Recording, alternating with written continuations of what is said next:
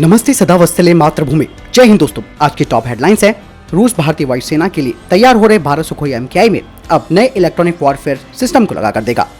भारतीय नौसेना प्रमुख ने कहा कि P-75I प्रोजेक्ट विदेशियों से ये पनडुब्बी खरीदने का आखिरी मौका होगा। डिफेंस मिनिस्टर राजनाथ सिंह ने 7वीं ऑफशोर पेट्रोल वेसल IGCS विग्रह को इंडियन कोस्ट गार्ड को सौंपा। रूस से 70,000 AK-103 राइफल्स खरीदने के लिए भारत ने 300 करोड़ रुपए का करार रशिया के साथ किया। पहली अपडेट भारत और रूस को लेकर आ रही है। रशिया भारतीय वायुसेना के लिए 12 सुखोई फाइटर जेट्स को तैयार कर रहा है, जिसके लिए HAL और रोसबोरन एक्सपोर्ट के बीच इन 12 एयरक्राफ्ट के लिए मूल्य संबंधी वार्ता चल रही है। ऐसा कहा जा रहा है कि इन 12 सुखोई में से 2 एयरक्राफ्ट को टेस्ट बेड के रूप में इस्तेमाल किया जाएगा सुपर सुखोई अपग्रेड प्रोग्राम के लिए, जिसे रशिया भारत को ऑफर भी कर रहा है। जिसमें रशिया भारत को ऑफर कर रहा है Su-30 SM ब्लॉक 2 को और उसकी अपग्रेडेड किट, जिसमें कि नया AL-41F इंजन लगाया जाएगा। हाल ही में रशिया की तरफ से जो बातें सामने आई है उसमें कहा जा रहा है कि भारत को मिलने वाले सुखोई विमानों में किबिन-वाई-यू इलेक्ट्रॉनिक वॉरफेयर सिस्टम लगाया जा सकता है, जिसे कि इस फाइटर जेट के फ्यूजलाज में माउंट किया जाएगा। और ये इलेक्ट्रॉनिक वॉरफेयर सिस्टम इस फाइटर जेट को दुश्मन के रडार, स्पेस बेस्ड एसिड्स के खिलाफ और एक वर्चुअल स्टील्थ कवरेज भी प्रदान करेगा। इसके अलावा रशिया का 518 जैमर पॉड, जिसे कि Su-35 के विंग टिप पर माउंट किया गया है, इसका ऑफर भी वो भारत के इन सुखोई विमानों के लिए कर रहा है।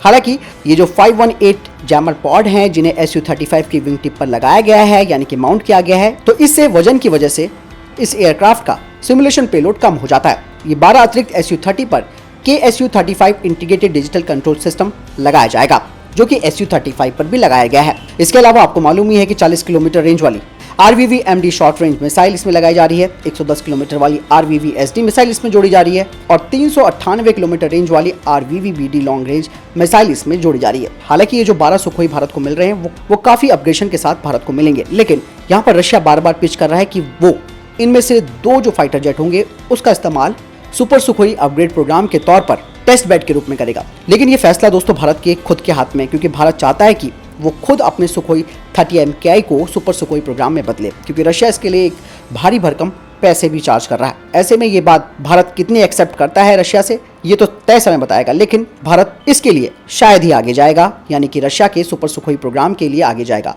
बाकायदा भारत अपना खुद का ही सुपर सुखोई प्रोग्राम तैयार कर रहा है। अगली अपडेट भारतीय नौसेना को लेकर आ रही है। भारतीय नौसेना प्रमुख ने कहा कि ये जो P-75I प्रोजेक्ट है वो शायद आखिरी प्रोजेक्ट हो सकता है खरीद के हिसाब से फॉरेन कंट्रीज के लिए। इसके पीछे का जो रीजन है वो ये है कि भारत खुद अपनी स्वदेशी पनडुब्बियों को डेवलप करेगा। जैसे कि आप सभी को मालूम है कि P-75I में भारत विदेशों से ट्रांसफर ऑफ टेक्नोलॉजी के माध्यम से जॉइंट वेंचर के तहत इन पनडुब्बियों को बनाएगा, जिसमें कि 6 कन्वेंशनल अटैक सबमरीन्स बनाई जाएंगी। इससे सबसे बड़ा फायदा भारत को ये हो रहा है कि एक तो भारत सबमरीन बनाने में महारत हासिल कर लेगा, दूसरा विदेशों से जो इंपॉर्टेंट टेक्नोलॉजी होती है वो भारत को मिल जाएगी।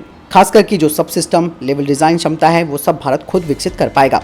इसके बाद भारत अपनी खुद की 12 कन्वेंशनल अटैक सबमरीन, जो कि प्रोजेक्ट 76 के तहत बनेंगी, उसे खुद से बनाएगा। और इसीलिए इंडियन नेवी ने RFI जारी की है स्वदेशी 5 मेगावाट प्रपल्शन सिस्टम मोटर्स के लिए, जिसे कि भविष्य की 4000 टन क्लास की कन्वेंशनल सबमरीन्स में लगाया जाएगा। बढ़ते हैं अगले अपडेट की तरफ, जो कि मिनिस्ट्री ऑफ डिफेंस को लेकर आ रही है। मिनिस्ट्री ऑफ डिफेंस ने महिंद्रा डिफेंस सिस्टम के साथ एक कॉन्ट्रैक्ट साइन किया है, जिसके तहत 14 integrated anti submarine warfare system खरीदे जाएंगे भारतीय नौसेना के लिए, और इसकी लागत करीबन 1350 करोड़ रुपए है, जिन्हें कि P-15B डिस्ट्रॉयर और P-17A स्टील्थ फ्रिगेट पर लगाया जाना है। आपको बता दें कि महिंद्रा डिफेंस सिस्टम ने यूके की अल्ट्रा इलेक्ट्रॉनिक के साथ मिलकर integrated anti submarine warfare system को बनाया है, जो कि एक अंडर वाटर उपकरण है, जिसे कि लेटेस्ट टेक्नोलॉजी और कॉम्प्लेक्स रे ऑफ सेंसर्स के साथ तैयार किया गया है, और ये सबमरीन और टॉर्पीडो को डिटेक्ट कर सकता है गहराई में भी। इसके अलावा ये सिस्टम दुश्मन की तरफ से आ रही किसी भी टॉर्पीडो को उसका रास्ता भटका सकता है। अगली अपडेट रशिया से ही आ रही है। दोस्तों, जैसे कि आप सभी को मालूम है कि रशिया भारत के T-90 टैंकों को अपग्रेड करने के लिए बात कर रहा है, और इसके लिए उसने जो ज़रूरी टेक्नोलॉजी है जो विकसित की है उसका टेस्ट करना शुरू कर दिया। लेकिन अब रशिया चाहता है कि भारत रूस से उनके तैयार मॉडर्नाइज T-90 MS खरीदे, और इसके लिए वो भारत के साथ बातचीत कर रहा है।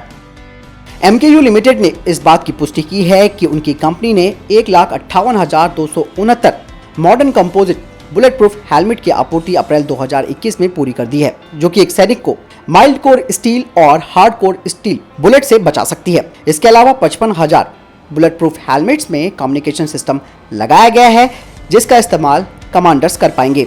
MKU लिमिटेड अब तक चिली, फिलीपींस, सिंगापुर को इस तरीके के हेलमेट्स की आपूर्ति कर चुका है और उसे नेपाल से भी इस तरीके के बुलेट प्रूफ हेलमेट का ऑर्डर मिला है।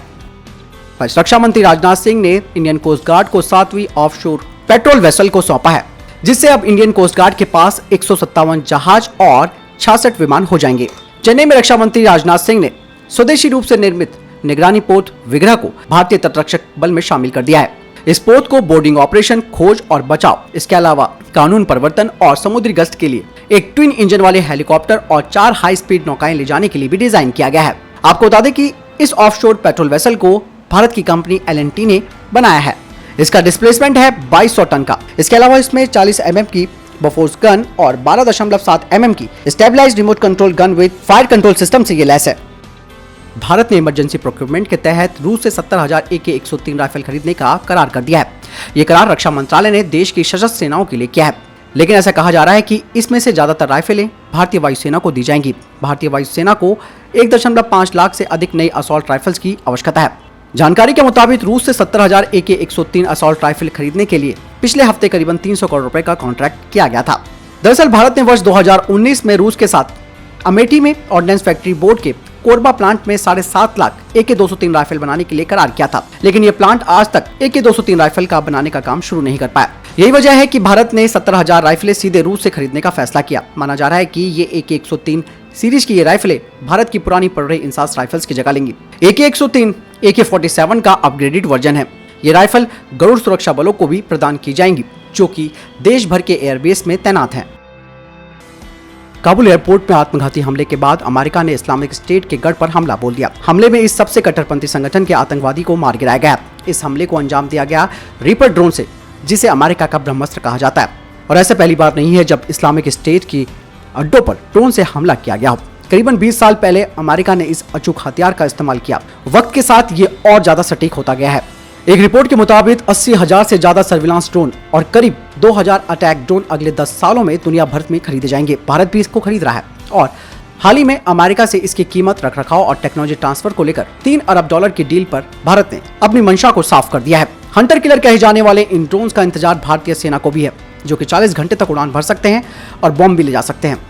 ये ड्रोन पहले लक्ष्य की खुफिया जानकारी जुटाता है और उसके बाद उसे खत्म करने के लिए हमला करता है। इस ड्रोन में बेहद घातक हथियार लगे हैं। इसमें लेजर से निर्देशित होने वाली, हवा से जमीन पर मार करने वाली 8 हेलफायर मिसाइल भी शामिल है। यह मिसाइल बिल्कुल लक्ष्य पर निशाना साधती है। अगली अपडेट सिख रेजिमेंट को लेकर आ रही है। सिख रेजिमेंट ने शनिवार को रामगढ़ कैंट के सिख रेजिमेंटल सेंटर में अपनी स्थापना के 175वें साल को पूरा किया है। अधिकारियों के मुताबिक रेजिमेंट के औपचारिक समारोह की शुरुआत रेजिमेंट के युद्धक स्मारक पर शहीदों को श्रद्धांजलि अर्पित करने के साथ हुई। इसके बाद एक वीडियो कॉन्फ्रेंसिंग के माध्यम से सिख रेजिमेंट के colonel lieutenant general PJ Menon के द्वारा सैनिक सम्मेलन का आयोजन किया गया। लेफ्टिनेंट जनरल PJ मेनन ने इस दिन को मनाने के लिए फर्स्ट डे कवर जारी किया। इस कार्यक्रम में सिख मैगजीन का विमोचन भी किया गया। बता दें कि सिख रेजिमेंट की पहली बटालियन का गठन 30 जुलाई 1846 में किया गया था। इस रेजिमेंट ने प्रथम विश्व युद्ध और द्वितीय विश्व युद्ध में भी कई सफलताएं हासिल की हैं।